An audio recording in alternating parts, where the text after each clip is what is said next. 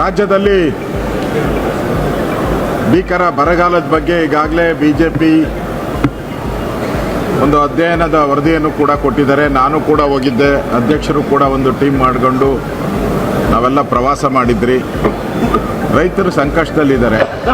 ಒಂದು ಕಡೆ ಕಾವೇರಿ ವಿಚಾರವಾಗಿ ಈ ಸರ್ಕಾರ ತಪ್ಪು ನಡೆಯಿಂದ ಸರಿಯಾಗಿ ವಾದ ಮಾಡದೆ ಕಾವೇರಿ ಜಲಾನಯನ ಪ್ರದೇಶದಲ್ಲಿ ಹಳೆ ಮೈಸೂರು ಭಾಗದಲ್ಲಿ ಬೆಳೆನೇ ಬೆಳೆಯೋಕ್ಕಾಗದೇ ಇರೋವಂಥ ಪರಿಸ್ಥಿತಿ. ಇನ್ನು ಉತ್ತರ ಕರ್ನಾಟಕದ ಭಾಗದಲ್ಲಿ ಮಳೆ ಕಡಿಮೆ ಆಗಿ ಮಧ್ಯ ಕರ್ನಾಟಕದ ಭಾಗದಲ್ಲಿ ಪೂರ್ತಿ ಬರಗಾಲ, ರೈತರು ಸಂಕಷ್ಟದಲ್ಲಿದ್ದಾರೆ. ಆದರೆ ರಾಜ್ಯ ಸರ್ಕಾರ ಇದುವರೆಗೂ ಒಂದೇ ಒಂದು ನಯಾ ಪೈಸೆನೂ ಬಿಡುಗಡೆ ಮಾಡದೆ ರೈತರಿಗೆ ದ್ರೋಹ ಬಗೆತಾ ಇದೆ. ಇನ್ನು ಬರಗಾಲ ಅಂತ ಘೋಷಣೆ ಮಾಡಿಲ್ಲ. ನಾಳೆ ಏನೋ ವರದಿ ಏನೋ ಬರಗಾಲದ ಬಗ್ಗೆ ನಾಳೆ ಪರಮೇಶ್ವರ್ ಅವರು ಸ್ಟೇಟ್ಮೆಂಟ್ ಕೊಡೋರಿದ್ದಾರೆ. ನಾಳೆ ಯಾವ ಪುರುಷಾರ್ಥಕ್ಕೆ ಸ್ಟೇಟ್ಮೆಂಟ್ ಕೊಡ್ತೀರಾ? ನೀವು ಬರಗಾಲನ ಅಂತಾನೆ ಘೋಷಣೆ ಮಾಡ್ತೀರಾ, ಸ್ಟೇಟ್ಮೆಂಟ್ ಮಾಡಿ ಏನು ಉಪಯೋಗ? ಅದರಿಂದ ಸ್ಟೇಟ್ಮೆಂಟ್ ಮಾಡಿದ್ರೆ ನೀವೇನು ಹಣ ಬಿಡುಗಡೆ ಮಾಡಿದ್ದೀರಾ? ನೀವು ಸ್ಟೇಟ್ಮೆಂಟ್ ಮಾಡೋಕ್ಕೆ ಮುಂಚೆ ಇಷ್ಟು ಹಣ ಬಿಡುಗಡೆ ಮಾಡಿದ್ದೀರಿ, ಇಷ್ಟು ರೈತರು ಸಿಕ್ಕಿದೆ, ಇಷ್ಟು ಜಾನುವಾರುಗಳಿಗೆ ಇಷ್ಟು ಗೋಶಾಲೆ ಕಟ್ಟಿದ್ದೀರಿ, ಏನೂ ಇಲ್ಲ. ಬರೀ ಸ್ಟೇಟ್ಮೆಂಟಲ್ಲೇ ಸರ್ಕಾರ ನಡೆಸ್ತಾ ಇದ್ದಾರೆ ಇವರು. ನಾವು ವಿಧಾನಸಭೆ ಒಳಗಡೆನೆ ಇದನ್ನು ಚರ್ಚೆ ಮಾಡಬೇಕು ಅಂತ ನಾವು JDS ಅವ್ರ ಜೊತೆನೂ ಕೂಡ ಮಾತುಕತೆ ಮಾಡಿದ್ದೀರಿ. ಕುಮಾರಣ್ಣ ಅವ್ರ ಜೊತೆನೂ ಕೂಡ ಸಮನ್ವಯ ಸಮಿತಿಯಲ್ಲಿ ಮಾತಾಡಿದ್ದೀರಿ. ಇವತ್ತು ರೇವಣ್ಣವರು, ನಮ್ಮೆಲ್ಲ ಕೃಷ್ಣಪ್ಪನವರು ಎಲ್ಲರೂ ಕೂಡ ನಾವು ಇವತ್ತು ಚರ್ಚೆ ಮಾಡಿದ್ದೀರಿ. ನಿಲುವಳಿ ಸೂಚನೆಯನ್ನು ಕೂಡ ಸನ್ಮಾನ್ಯ ರೇವಣ್ಣವರು ಇವತ್ತು ಬರಗಾಲದ ಬಗ್ಗೆ ಕೊಟ್ಟಿದ್ದಾರೆ.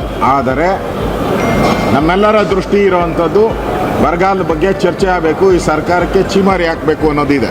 ಆದರೆ ಕಳಂಕಿತ ಮಂತ್ರಿಯನ್ನು ಇಟ್ಕೊಂಡು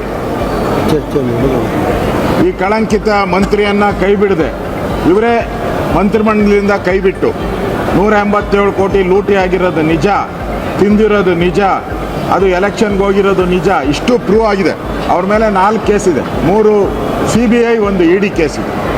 ಇಷ್ಟಿದ್ರೂ ತಗೊಳ್ಳೋ ಅವಶ್ಯಕತೆ ಏನಿತ್ತು?